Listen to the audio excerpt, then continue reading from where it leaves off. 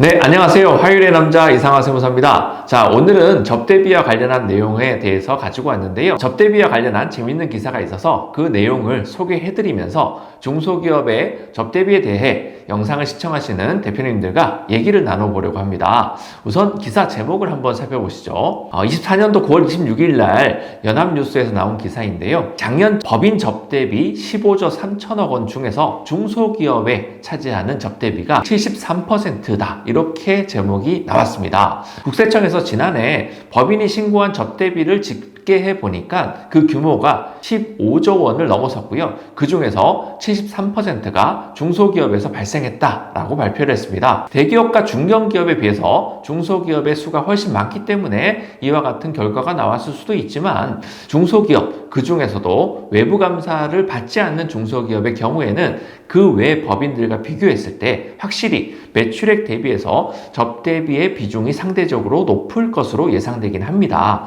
왜냐하면 중소기업의 경우에는 접대비를 장부상에 반영함에 있어서 당장은 눈치 볼 상대가 없기 때문이겠죠. 중소기업이라 하더라도 업종의 특성상 리베이트나 접대비 비중이 클 수도 있고 그에 따라서 실질 접대비 지출액이 큰 회사도 있을 수 있습니다. 다만 대표님께서 사적으로 사용하신 법인카드 내역이나 사업과 관련이 없는 개인적인 경조사비 지출액이 장부상 접대비에 반영되어서 세금 신고까지 이루어지는 경우도 대기업이나 중견기업에 비해서 훨씬 많을 것으로 생각이 됩니다. 현행세법에서는 접대비의 과도한 비용 처리를 방지하기 위해서 연간 한도를 정해놓고 그 금액을 초과하여 지출한 접대비를 비용으로 인정하지 않고 있고요. 적격 증빙이 없이 지출한 접대비와 건당 20만 원을 초과하는 경조사비에 대해서도 전액 비용으로 인정하지 않고 있습니다. 중소기업의 경우에는 연간 기본 한도가 3,600만 원으로서 대기업이나 중견기업에 비해서 접대비 한도가 높게 설정되어 있다 보니까 세법상 한도 내에서 다소 자유롭게 사적 비용 등을 접대비에 반영하는 케이스를 쉽게 찾아볼 수가 있죠. 하지만 중소기업의 연간 접대비 한도가 다소 여유롭다 하더라도 그 한도까지 꽉꽉 채워서 접대비를 반영할 것이 아니라 회사의 매출액 비중과 연동하여서 매년 접대비 규모를 일관성 있게 유지하고 관리하실 필요가 있습니다.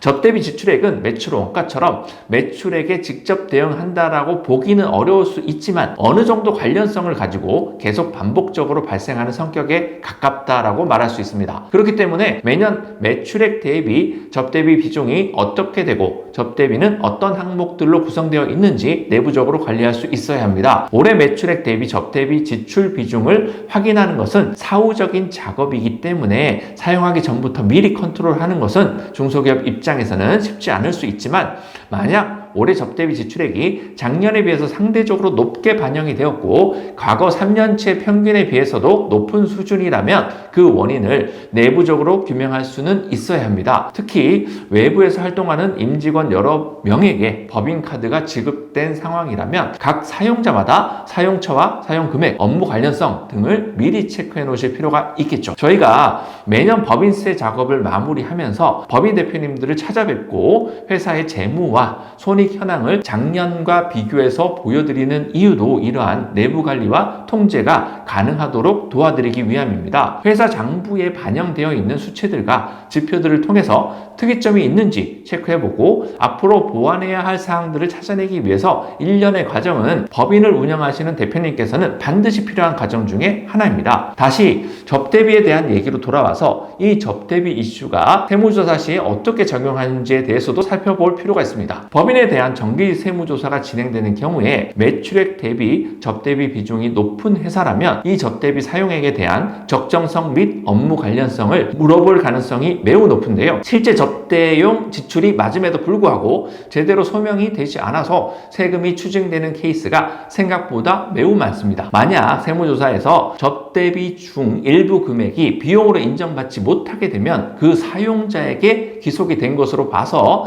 가지금화가 되는데 회사가 이 금액을 실제 회수하지 못하는 경우가 많아서 계속해서 이 가지급금이 회사의 세무 리스크로 존재하는 케이스도 꽤나 많이 만나봤습니다. 한편 중소기업의 접대비 유혹은 이익률이 높게 형성되어 있는 회사에서 더 크게 작용할 수 있다라고 볼 수 있는데, 이런 특징을 가진 회사는 접대의 필요성 또한 높지 않아서 장부상 접대비로 잡혀있는 항목들 대부분이 사적인 사용이나 가공경비에 해당하는 경우가 많습니다. 당장의 법인세 부담을 줄이기 위해서 접대비를 최대한 많이 반영하고 싶은 마음은 너무나 잘 이해하지만, 이러한 회사일수록 적정 규모의 접대비를 유지하면서 다른 방식으로 이익률을 조정하거나 법인세 부담을 줄이는 쪽으로 플랜을 세워야 합니다. 그 방법을 일일이 나열해드리기는 어렵지만, 회사가 혹시 놓치고 있는 세제 혜택은 없는지, 매출액 및 영업이익 대비 적정 수준의 급여 설정은 되어 있는지, 거래 관행상 증빙 없이 지출되는 항목들은 없는지 등 종합적인 관점에서 접근해 볼 필요가 있겠습니다. 그리고 구체적인 방법이나 플랜은 회사와 대표님께서 처하신 상황에 따라서 매우 다양한 케이스로 구현될 수 있기 때문에 모든 가능성과 리스크를 염두에 두고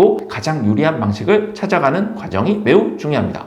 그동안 법인의 이익 제어를 위해서 접대비 처리에 과도한 관심을 가지고 있으셨던 대표님이시라면, 오늘 영상을 계기로 좀 더 장기적이고 유리한 방향으로 이익을 제어하거나 법인세 부담을 줄일 수 있는 방법이 있을지 좀 더 확장해서 생각해 보시는 시간이 되셨으면 합니다. 오늘 준비한 영상은 여기까지고요. 구독과 좋아요는 영상 제작에 큰 힘이 됩니다. 저는 이상화 세무사였습니다.